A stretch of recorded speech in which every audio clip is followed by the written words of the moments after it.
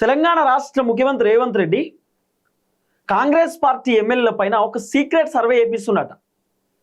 ఎంతమంది ఎమ్మెల్యేలు గెలిచేటట్టున్నారు, ఎంతమంది ఎమ్మెల్యేలు ఓడిపోయేటట్టున్నారు. ఇప్పటికిప్పుడు తెలంగాణ రాష్ట్రంలో ఎన్నికలు వస్తే కాంగ్రెస్ మళ్ళీ అధికారంలోకి వచ్చేటటువంటి అవకాశం ఉందా లేదా? దాదాపు ఈ 2.5-3 సంవత్సరాలలో కాంగ్రెస్ ప్రభుత్వం పర్ఫార్మెన్స్ ఎట్లున్నది, కాంగ్రెస్ పార్టీ ఎమ్మెల్యేల పర్ఫార్మెన్స్ ఎట్లున్నది, జనాలు ఎమ్మెల్యేలను తిడుతుర్రా పొగుడుతుర్రా, జనాలు ఎమ్మెల్యేల పైన ఒపీనియన్ ఏంది, మళ్ళీ ఈ ఎమ్మెల్యేలకే టికెట్ ఇవ్వాలా వేరేటోళ్ళకి టికెట్ ఇవ్వాలా, అసలు ఈ ఎమ్మెల్యేల పరిస్థితి ఏందనేది రేవంత్ రెడ్డి తెలుసుకునేటటువంటి కార్యక్రమం చేస్తున్నాడట. అందుకే రేవంత్ రెడ్డి ఒక సీక్రెట్ సర్వే చేపిస్తూ ఉన్నాడు అనేది వినబడుతున్నటువంటి చర్చ. రేవంత్ రెడ్డి దగ్గర చాలా మార్గాలు ఉంటాయి. ఆయన ఇంటెలిజెన్స్ సర్వే చేపిస్తాడు, ఇంటెలిజెన్స్ రిపోర్ట్ తెప్పించుకుంటాడు, లేకపోతే రేవంత్ రెడ్డి దగ్గర సర్వే చేసే వాళ్ళు చాలా మంది ఉంటారు. సర్వే చేస్తారు, రేవంత్ రెడ్డి ఆ సర్వే రిపోర్ట్ తీసుకొని మరి కాంగ్రెస్ మళ్ళీ అధికారంలోకి వస్తుందా రాదా, ఒకవేళ కాంగ్రెస్ అధికారంలోకి వచ్చే అవకాశం లేదంటే ఏ స్ట్రాటజీస్ ఉపయోగించాలి, ఈ ఎమ్మెల్యేలు గెలిచే అవకాశం లేదంటే రేవంత్ రెడ్డి ఎన్ని కొత్త ప్లాన్లు చేయాలనేది ఇప్పటి నుండే మొత్తం పూర్తి స్థాయిలో స్టార్ట్ చేస్తున్నాడు. ఎందుకు రేవంత్ రెడ్డి ఇప్పుడు సీక్రెట్ సర్వే చేపిస్తున్నాడు? సీక్రెట్ సర్వే చేయాల్సినటువంటి అవసరం ఎందుకు వస్తుందంటే, ఇప్పుడు BRS party working president KTR పాదయాత్ర చేయబోతున్నాడు. కేటీఆర్ ఆల్రెడీ అనౌన్స్ చేసిండు, నేను పాదయాత్ర చేస్తా, పెద్ద ఎత్తున నేను గ్రామాలలో తిరుగుతా, జనాల కష్టాలు తెలుసుకుంటా, జనాల బాధలు తెలుసుకుంటా, కేసీఆర్ ముఖ్యమంత్రి ఉన్నప్పుడు ఏం అభివృద్ధి జరిగింది, రేవంత్ రెడ్డి ముఖ్యమంత్రి అయిన తర్వాత ఏం అభివృద్ధి జరిగింది అనేది జనాలకు వివరిస్తా, జనాలకు పూర్తి స్థాయిలో అర్థమయ్యేటట్టు చెప్తా అని చెప్పి కేటీఆర్ చెప్తున్నాడు. తర్వాత ఇప్పుడు కేసీఆర్ బయటికి రాబోతున్నాడు. కేసీఆర్ కళ్ళాల కాడ తిరగబోతున్నాడు. అంటే ఇప్పుడు వడ్లు వంటలేరు కదా ప్రభుత్వం, సో కేసీఆర్ బయటకు వచ్చి ఇప్పుడు రేవంత్ రెడ్డి ప్రభుత్వాన్ని ప్రెజర్ చేయబోతున్నాడు వడ్లు కొనాల్సిందే అనేటటువంటి అంశం పైన. అంటే వడ్లు కొనుగోలు విషయంలో కేసీఆర్ బయటకు వచ్చి సో ఆయన కూడా కొంత పర్యటన చేసేటటువంటి కార్యక్రమం చేస్తున్నాడు. ఆ తర్వాత హరీష్ రావు ఆల్రెడీ గ్రౌండ్లో తిరుగుతున్నాడు, బీఆర్ఎస్ పార్టీ లీడర్లు మొత్తం గ్రౌండ్లోనే తిరుగుతున్నారు. ఇప్పుడు రేవంత్ రెడ్డికి ఒక పెద్ద టెన్షన్, బీఆర్ఎస్ పార్టీ మళ్ళీ పుంజుకుంటున్నది, బీఆర్ఎస్ పార్టీ మళ్ళీ హైప్ అవుతున్నది, జనాలు కూడా మంచో చెడో కేసీఆర్ ఉంటేనే బాగుంటుంది, రేవంత్ రెడ్డి పోవాలి కేసీఆర్ రావాలనేటటువంటి ఆలోచనలోకి జనాలు వస్తున్నారు. రేవంత్ రెడ్డి ప్రభుత్వాన్ని విమర్శిస్తున్నారు, తిడుతుర్రు. రేవంత్ రెడ్డి ప్రభుత్వం పైన జనాలు అసంతృప్తితోటి అసహనంతో ఉన్నారు. రేవంత్ రెడ్డికి ఇదంతా తెలుసు. అందుకే రేవంత్ అన్న అసలు కాంగ్రెస్ పార్టీ కథ ఏందనేది తెలుసుకోవాలనేటటువంటి ఆలోచనతో రేవంత్ రెడ్డి ఒక సీక్రెట్, ఒక రహస్య సర్వేని చేపించేటటువంటి కార్యక్రమం చేస్తున్నాడు. అసలు ఈ ఎమ్మెల్యేల కథ ఏంది, పర్ఫార్మెన్స్ ఏందనేది రేవంత్ రెడ్డి తెలుసుకోవడానికి రకరకాల ప్రయత్నాలు చేస్తున్నాడు. దీంట్లో ట్విస్ట్ అనేది తెలుసా, కాంగ్రెస్ పార్టీ ఎమ్మెల్యేలు పొద్దుగాల లేస్తే మంత్రులకు ఫిర్యాదు అవుతారు. ఏమని, సార్ మా నియోజకవర్గంలో ఘోరమైన పరిస్థితి ఉన్నది, జనాలు మమ్మల్ని తిడుతురు, మేమేమైనా పెండ్లీలకు పేరెంటాలకు పోతే జనాలు మమ్మల్ని ప్రశ్నిస్తున్నారు, 6 గ్యారెంటీలు ఏమైనాయి, 420 హామీలు ఏమైనాయి, రైతు బంధు ఏమైంది, రుణమాఫీ ఏమైంది, పెన్షన్ ఏమైంది, మహిళలకు 2500 ఏమైంది, కళ్యాణ లక్ష్మి ఏమైంది, షాదీ ముబారక్ ఏమైంది, బతుకమ్మ చీరలు ఏమైనాయి, లేకపోతే తులం బంగారం ఏమైంది అని చెప్పి ఇట్లా రకరకాలుగా మమ్మల్ని ప్రశ్నిస్తున్నారు జనాలు, మేము నియోజకవర్గాల్లో పోవాలంటే భయం అవుతుందని చెప్పి ఎమ్మెల్యేలు కూడా మంత్రులతోటి ఫిర్యాదు అయితే మంత్రులు మొన్న క్యాబినెట్ మీటింగ్లో కూడా రేవంత్ రెడ్డికి చెప్పిరట, చాలా ఘోరం ఉంది పరిస్థితి గ్రౌండ్లో, రైతు బంధు పెద్ద ఎత్తున ఇబ్బంది అవుతున్న, రైతు భరోసా రాక జనాలు కూడా రైతులు కూడా ప్రభుత్వాన్ని విమర్శిస్తున్నారు, తిడుతురు, మహిళలు కూడా ప్రభుత్వాన్ని విమర్శిస్తున్నారు, అసలు ఘోరమైన పరిస్థితి తెలంగాణలో, ప్రజల్లోకి పోవాలంటే భయం అవుతుందని చెప్పి మంత్రులు కూడా ముఖ్యమంత్రికి చెప్పే కార్యక్రమం చేసిరట. ఇప్పుడు రేవంత్ రెడ్డి ఆయన వర్షన్ ఏంటంటే ఇదంతా నిజమా కాదా, ఎమ్మెల్యేలు ఏమో మేము నియోజకవర్గాలలో తిరగలేము, మా తోనుగా అయితలేదని ఎమ్మెల్యేలు చెప్తారు, మా నియోజకవర్గానికి ఏదన్నా ఒక 50 కోట్లు 100 కోట్లు శాంక్షన్ చేయకపోతే మేము అసలు కాన్స్టిట్యున్సీలో మళ్ళీ ఓడిపోతాం, జనాలు మమ్మల్ని ఓడగొడతారని చెప్పి ఎమ్మెల్యేలు చెప్తున్నారు. మంత్రులేమో రేవంత్ రెడ్డి తోటి ఘోరమైన పరిస్థితి, బయట అసలు తిరగలేము, మనతో కాదు అని చెప్పి మంత్రులు చెప్తారు. రేవంత్ రెడ్డి ఇవన్నీ నమ్ముతలేడు. రేవంత్ అన్న ఎంతసేపు నా గవర్నమెంట్ సూపర్, కేసీఆర్ కంటే అద్భుతమైనటువంటి గవర్నమెంట్ నాది, కేసీఆర్ కంటే మెరుగైనటువంటి పరిపాలన నేనే అందిస్తున్నా, నా అంత అద్భుతమైన పరిపాలన కేసీఆర్ అందియలేదు అనేటటువంటి ఈ వ్యవహారంలోనే మొత్తం రేవంత్ రెడ్డి ఉన్నాడు స్టార్టింగ్ నుండి. అంతే, కేసీఆర్ ఫెయిల్ అయిపోయాడు, నా కాంగ్రెస్ గవర్నమెంట్ ఫుల్ పాసు, రైతుల విషయంలో కూడా కాంగ్రెస్ గవర్నమెంట్ పాసు, అసలు జనాలకి ఏ సమస్య లేదు, నేను ముఖ్యమంత్రి అయిన తర్వాత అసలు గవర్నమెంట్ చాలా అద్భుతంగా నడిపిస్తున్నా అనేటటువంటి ఆలోచనతోటి రేవంత్ రెడ్డి ఉన్నాడు. రేవంత్ రెడ్డికి తెలంగాణలో ఉన్నటువంటి సమస్యలు ఏం అర్థమైతలేవు. ఎమ్మెల్యేలు సమస్యలు తీసుకొచ్చినా, మంత్రులు తీసుకొచ్చిన, ఎమ్మెల్సీలు తీసుకొచ్చిన, ఎంపీలు తీసుకొచ్చి సమస్యలు రేవంత్ రెడ్డికి చెప్పినా రేవంత్ రెడ్డి ఏం లేదు, అన్ని బాగానే ఉన్నాయి, వీళ్ళే కావాలని చెప్తురేమో అనుకుంటున్నాడు. అందుకే రేవంత్ రెడ్డి ఇప్పుడు ఆయనే ఒక సీక్రెట్ సర్వే, ఒక సర్వే చేపిస్తుండ్రు, రహస్య సర్వే. అసలు నియోజకవర్గాలలో పరిస్థితి ఏంది, లేకపోతే జిల్లాలలో పరిస్థితి ఏంది, ఇప్పటికిప్పుడు తెలంగాణ రాష్ట్రంలో ఎన్నికలు జరిగితే ఏ పార్టీ గెలిచేటటువంటి అవకాశం ఉంది, కాంగ్రెస్ మళ్ళీ అధికారంలోకి వస్తుందా రాదా అని చెప్పి రేవంత్ రెడ్డి ఒక సర్వే చేపిస్తున్నాడు. సర్వే కూడా మొత్తం 119 నియోజకవర్గాలు, 33 జిల్లాలు, 600 పైచీలకు మండలాలు, 12,000 పైచీలకు గ్రామ పంచాయతీలు కాదు రేవంత్ రెడ్డి సర్వే చేయించేది. కేవలం రేవంత్ రెడ్డికి సంబంధించినటువంటి కాంగ్రెస్ పార్టీ ఎమ్మెల్యేలకు సంబంధించినటువంటి నియోజకవర్గాలలో మాత్రమే రేవంత్ రెడ్డి ఒక రహస్య సర్వే చేయించే కార్యక్రమం చేస్తున్నాడు. మరి ఎన్ని సీట్లు ఏం కథ అనేది కూడా పిన్ టు పిన్ మాట్లాడుకునే కార్యక్రమం చేస్తే 2023 ఎన్నికలలో కాంగ్రెస్ పార్టీ 64 సీట్లతోటి గవర్నమెంట్ ఫామ్ చేసిరు. తెలంగాణలో పార్టీ అధికారంలోకి రావాలంటే 60 సీట్లు మ్యాజిక్ ఫిగర్. 60 సీట్లు ఏ పార్టీకి వచ్చినా కూడా గవర్నమెంట్ ఫామ్ చేయవచ్చు. Magic figure 60. అయితే అదనంగా కాంగ్రెస్ పార్టీకి 4 సీట్లు వచ్చినాయి, 64 సీట్లు. 64 సీట్లు ప్లస్ రేవంత్ రెడ్డికి 2 సీట్లు గెలిచినాయి. ఏది ఉప ఎన్నికలలో బైపోల్ వచ్చింది. సికింద్రాబాద్ కంటోన్మెంట్లో ఉప ఎన్నిక వచ్చింది. సాయన్న చనిపోయినాక వాళ్ళ బిడ్డ పోటీ చేసింది, పాపం ఆమె ప్రాణం కోల్పోయింది. తర్వాత ఇంకో బిడ్డ పోటీ చేసి ఆమె ఓడిపోయింది. శ్రీ గణేష్ అని చెప్పి కాంగ్రెస్ పార్టీ నుండి పోటీ చేసి సికింద్రాబాద్ కంటోన్మెంట్లో గెలిచిండు. ఒకటి అంటే రేవంత్ రెడ్డికి ఇంకో సీట్ యాడ్ అయింది హైదరాబాద్లోనే, సికింద్రాబాద్ కంటోన్మెంట్లో. ఆ తర్వాత రేవంత్ రెడ్డికి జూబ్లీ హిల్స్ ఉప ఎన్నిక కూడా యాడ్ అయింది. జూబ్లీ హిల్స్ ఉప ఎన్నికలో కూడా మాగంటి గోపీనాథ్ పాపం ఆయన ప్రాణం కోల్పోయిండు. తర్వాత అక్కడి నుండి కాంగ్రెస్ పార్టీలోకి వెళ్ళి గోపీనాథ్ వాళ్ళ భార్యమో బీఆర్ఎస్ నుండి పోటీ చేస్తే కాంగ్రెస్ పార్టీ నుండి నవీనన్న పోటీ చేసిండు. సో నవీనన్న గెలిచిండు. ఇప్పుడు రేవంత్ రెడ్డికి ఏమో 64 సీట్లు ప్లస్ 2 అంటే దాదాపు 66 సీట్లు. 66 సీట్లు ప్లస్ 9. ఈ 9 ఏంది అంటే బీఆర్ఎస్ పార్టీలోకి వెళ్ళి కాంగ్రెస్ పార్టీలోకి వచ్చినటువంటి బ్యాచ్ ఉన్నారు కదా, దాదాపు 10 మంది ఎమ్మెల్యేలు. ఈ 10 మంది ఎమ్మెల్యేలో గూడెం మైపాల్ రెడ్డి మినహాయిస్తే, గూడెం మైపాల్ రెడ్డి ఆయన లేదు నేను కాంగ్రెస్ పార్టీలోకి రాలేదని చెప్పి కాంగ్రెస్ పార్టీని విమర్శలు చేసిండు, కాంగ్రెస్ పార్టీని తిట్టిండు, రేవంత్ రెడ్డిని తిట్టిండు. ఆఖరికి పార్టీని ఓ మాట అన్నాడు. మొత్తానికి గూడెం మైపాల్ రెడ్డి ఇప్పుడు బీఆర్ఎస్ పార్టీలో కంటిన్యూ అవుతున్నాడు. 10 మంది ఎమ్మెల్యేలు బీఆర్ఎస్ పార్టీలో గెలిచినటువంటి వాళ్ళు కాంగ్రెస్లోకి పోయి దాంట్లో ఒక ఎమ్మెల్యేని తీసేస్తే 9 మంది ఎమ్మెల్యేలు అంటే 66 ప్లస్ 9 దాదాపు 75 మంది ఎమ్మెల్యేల పైన రేవంత్ రెడ్డి సర్వే చేయించేటటువంటి కార్యక్రమం చేస్తూ ఉన్నాడట. 75 మంది ఎమ్మెల్యేల పైన సర్వే చేపిస్తున్నాడు. ఒకటి సిపిఐ, ఒకటి మద్దతు ఇచ్చినటువంటి పార్టీ సిపిఐ, కూనంనేని సాంబశివుడు. ఇప్పుడు కూనంనేనితో రేవంత్ రెడ్డి పెద్ద దూరమే ఉంటున్నాడు కాబట్టి కూనంనేని కూడా ప్రభుత్వాన్ని ప్రశ్నిస్తున్నాడు కాబట్టి కూనంనేనికి సంబంధించిన సీట్ ఒకటి తీసేస్తే 64 ప్లస్ 2 66, 66 ప్లస్ 9 75 అంతే కదా, 75 సీట్లు.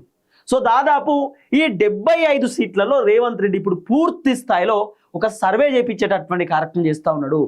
ఈ 75 సీట్లలో 2028 ఎన్నికలలో ఎన్ని సీట్లు వచ్చేటటువంటి అవకాశం ఉంది కాంగ్రెస్ అనేది ప్రధానంగా 2028 గురించి కూడా రేవంత్ రెడ్డి అంచనా చేస్తున్నాడు. ఈ 75 మంది ఎమ్మెల్యేలలో 2028 ఎలక్షన్లో 2028 ఎలక్షన్లో ఎన్ని సీట్లు వచ్చేటటువంటి అవకాశం ఉందనేది ముందుగానే అంచనా చేస్తున్నాడు. అట్లనే ఇప్పటికిప్పుడు ఈ 2026 ఇప్పటికిప్పుడు తెలంగాణ రాష్ట్రంలో ఎన్నికలు వస్తే ఏ పార్టీ గెలిచే అవకాశం ఉంది, ఈ 75 ఎమ్మెల్యేలలో ఎంతమంది ఎమ్మెల్యేలు పోటీ చేస్తే గెలిచేటటువంటి అవకాశం ఉందనేది కూడా రేవంత్ రెడ్డి కొంత సర్వే తీసుకునేటటువంటి కార్యక్రమం చేస్తున్నాడు. అంటే పూర్తి స్థాయిలో ఒక రహస్య సర్వే చేపిస్తున్నాడట.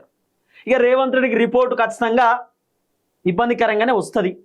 ఎందుకంటే రీసెంట్గా ఒక ఐన్యూస్ సర్వే ఒకటి తెరపైకి తీసుకొచ్చారు. ఆ సర్వేలో ఏమున్నది, 42% తోటి బీఆర్ఎస్ పార్టీ అధికారంలోకి వచ్చే అవకాశం ఉంది. 34 నుండి 35% కాంగ్రెస్కు ఉంటే ఓ 15% బీజేపీకి ఉన్నది. ఇక మిగతా అంతా ఇతరులు అని చెప్పి ఐన్యూస్ సర్వే వాళ్ళు ఒక రిపోర్ట్ని తెరపైకి పట్టుకొచ్చేటటువంటి కార్యక్రమం చేశారు. గప్పుడే మొత్తం క్లారిటీ వచ్చేసింది. Almost Congress party graph down అయిపోయింది. రేవంత్ రెడ్డి పర్ఫార్మెన్స్ వీక్ ఉన్నది. కాంగ్రెస్ పార్టీ ఎమ్మెల్యేలు ఆగమవుతున్నారు. మంత్రులకు ఏం చేయాలో అర్థమైతలేదు. రేవంత్ రెడ్డి ఎంతసేపు ఆర్థిక పరిస్థితి బాగాలేదు, తెలంగాణ ఆగమైపోయింది, చిన్నాభిన్నం అయిపోయింది, తెలంగాణ ఆర్థిక పరిస్థితులు మొత్తం ఘోరంగా ఉన్నాయని చెప్పి రేవంత్ రెడ్డి ఓపెన్ అప్ చెప్పేస్తున్నాడు. ఆఖరికి నిరుద్యోగులకు ఉద్యోగాలు ఇచ్చే పరిస్థితి లేదు, ఉద్యోగులకు రావాల్సిన బెనిఫిట్స్ ఇచ్చేటటువంటి పరిస్థితి లేదు, రిటైర్డ్ ఎంప్లాయీస్కి పోవాల్సినటువంటి బెనిఫిట్స్ వచ్చేటటువంటి పరిస్థితి లేదు, పెన్షన్లు ఇచ్చే పరిస్థితి లేదు. రేవంత్ రెడ్డి 6 గ్యారెంటీలు అచైపోయినాయి. కాబట్టి మ్యాక్సిమం రేవంత్ రెడ్డి ప్రభుత్వం పైన కొంత విపరీతమైనటువంటి వ్యతిరేకత వచ్చింది. అది రేవంత్ రెడ్డికి సినిమా మొత్తం అర్థమైంది. అందుకే రేవంత్ అని ఇప్పుడు ఇమీడియట్లీ సర్వే చేపిస్తుండు. అసలు ఎన్ని సీట్లు గెలుస్తారు, రేవంత్ రెడ్డికి ఎందుకు ఈ సీక్రెట్ సర్వే చేపియాల్సినటువంటి థాట్ వచ్చిందట అంటే, మొన్న సునీల్ కనుగోలు ఒక సర్వే చేసిందట. సునీల్ కనుగోలు ఈ సర్వే బాగా వైరల్ అయింది సోషల్ మీడియాలో. సునీల్ కనుగోలు ఎవరు, కాంగ్రెస్ పార్టీకి స్ట్రాటజీస్ చెప్తాడు. రాహుల్ గాంధీకి పనిచేస్తాడు, రేవంత్ రెడ్డికి పనిచేస్తాడు. మొత్తం కాంగ్రెస్ పార్టీ అన్ని రాష్ట్రాలలో అధికారంలోకి రావడానికి సునీల్ కనుగోలు పనిచేస్తాడు. ఈ సునీల్ కనుగోలు అనేటటువంటి వ్యక్తి తెలంగాణలో కూడా ఒక సర్వే చేపించిందట. చేపిస్తే ఇప్పటికిప్పుడు 2026 ఇప్పటికిప్పుడు తెలంగాణ రాష్ట్రంలో ఎన్నికలు వస్తే దాదాపు ఈ 75 సీట్లలో 75 అంటే 9 సీట్లు పక్కన పెట్టారు, బీఆర్ఎస్ లో గెలిచినటువంటి సీట్లు పక్కన పెడితే సుమారు రేవంత్ రెడ్డికి ఎన్ని ఉన్నాయి? 64 + 2 కదా, 66 సీట్లు. ఈ 66 సీట్లలో సునీల్ కనుగోలు సర్వేలు ఉన్నట్టు దగ్గర 28 మంది మాత్రమే కాంగ్రెస్ పార్టీకి సంబంధించిన ఎమ్మెల్యేలు గెలుస్తారు. అంతకు మించి గెలిచే అవకాశం లేదు. 42 మంది కాంగ్రెస్ పార్టీ ఎమ్మెల్యేలు ఓడిపోయేటటువంటి అవకాశం ఉందని చెప్పి చాలా క్లియర్గా చెప్పినట్టు. 42 మంది ఓడిపోయే అవకాశం ఉంది, 28 మంది మాత్రమే గెలిచే అవకాశం ఉంది. సునీల్ కనుగోలు సర్వేలో సునీల్ కనుగోలు తెరపైకి పట్టుకొచ్చిండని చెప్పి మొత్తం సోషల్ మీడియాలో ఒక చర్చ నడిచింది, సోషల్ మీడియాను ఊపేసింది ఆ చర్చ. కాబట్టి maximum Sunil Kanugolu survey report Revanth Reddy కూడా రావచ్చు. ఇప్పుడు ఏం రేవంత్ రెడ్డి సర్వే చేపిస్తే కాంగ్రెస్ పార్టీ ఎమ్మెల్యేలు సక్కదనం లేదు, నియోజకవర్గంలో ఎమ్మెల్యేలు అసలు కాన్స్టిట్యున్సీలలో తిరుగుతలేరు, అంటే హైదరాబాద్లో పండుకుంటారు అంతే, నియోజకవర్గాల్లో తిరిగే పరిస్థితి లేదు. ఎమ్మెల్యే నియోజకవర్గాలలో తిరిగితే జనాలు అడిగే ప్రశ్నలకు ఎమ్మెల్యేలు సమాధానం చెప్పలేకపోతున్నారు. కాబట్టి ఎమ్మెల్యేలు పోతలేరు. రేవంత్ రెడ్డి దగ్గర పోయి రేవంత్ రెడ్డికి బాధ చెప్పుకుందాం అంటే రేవంత్ రెడ్డి అపాయింట్మెంట్ ఇయ్యాడు, రేవంత్ రెడ్డి కలవడు. మంత్రుల దగ్గర పోతాం అంటే మంత్రులు గంటలు కూర్చోబెడుతున్నాడు. ఎమ్మెల్యేనే మంత్రులు గంటలు బయట కూర్చోబెడితే ఏ ఎమ్మెల్యేకి ఏమి ఇచ్చుతున్నట్టు? ఘోరమైన పరిస్థితి ఉన్నది తెలంగాణలో, చాలా దారుణమైన పరిస్థితి.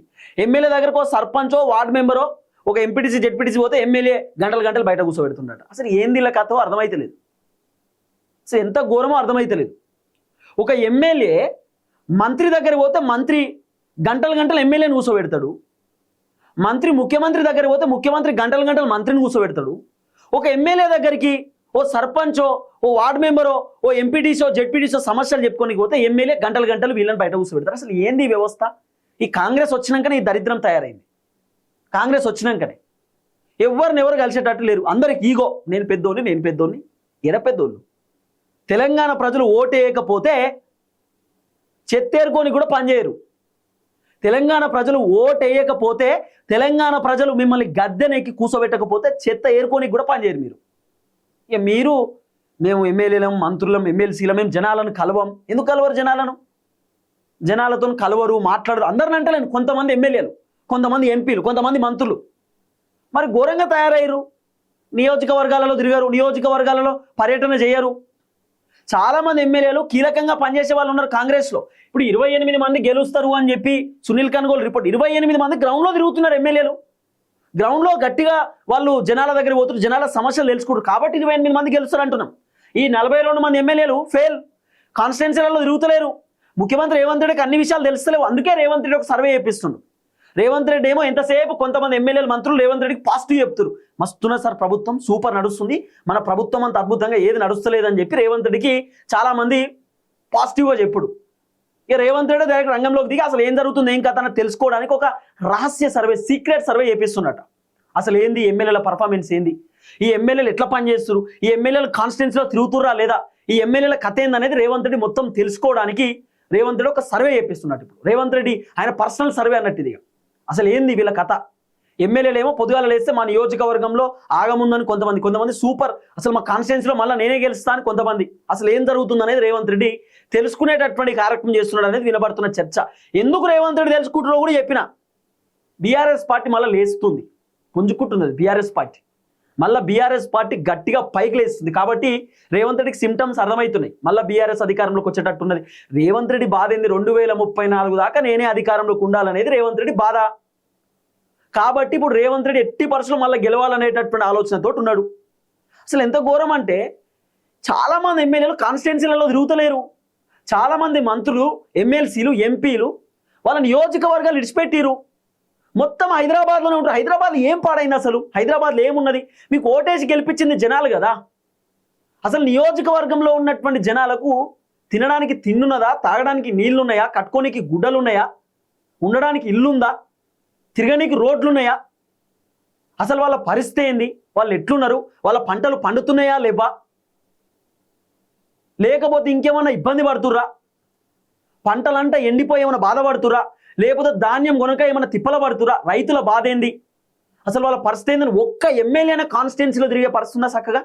అది బీఆర్ఎస్ అయినా కాంగ్రెస్ అయినా బీజేపీ అయినా. ఏంది తెలంగాణ రాష్ట్రంలో పరిస్థితి?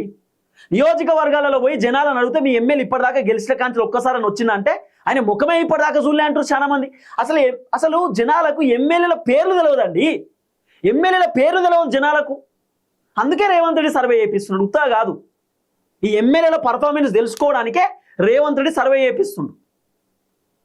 జనాలు కనుక ఇవాళ ఎమ్మెల్యేలకు, మంత్రులకు, ఎమ్మెల్సీలకు, ఎంపీలకు ఓట్లేసి గెలిపియకపోతే వీళ్ళు రాజకీయాలకు పనే చేయరు, అసలు పనికే రారు వీళ్ళు రాజకీయాలకు. జనాలు ఓట్లేసి గెలిపించారు కాబట్టి వీళ్ళు గద్దెనెక్కి కూర్చురు. తిరిగే పరిస్థితుందా? తిరుగుతలేరు. ఇదంతా రేవంత్ రెడ్డికి అర్థమైపోయింది కథ. రేవంత్ రెడ్డికి ఎప్పటికప్పుడు ఇంటెలిజెన్స్ రిపోర్ట్ వస్తుంది కదా, అందుకే ఇప్పుడు రేవంత్ రెడ్డి ఒక పర్సనల్ సర్వే చేస్తున్నా అసలు ఏం జరుగుతుందని చెప్పి.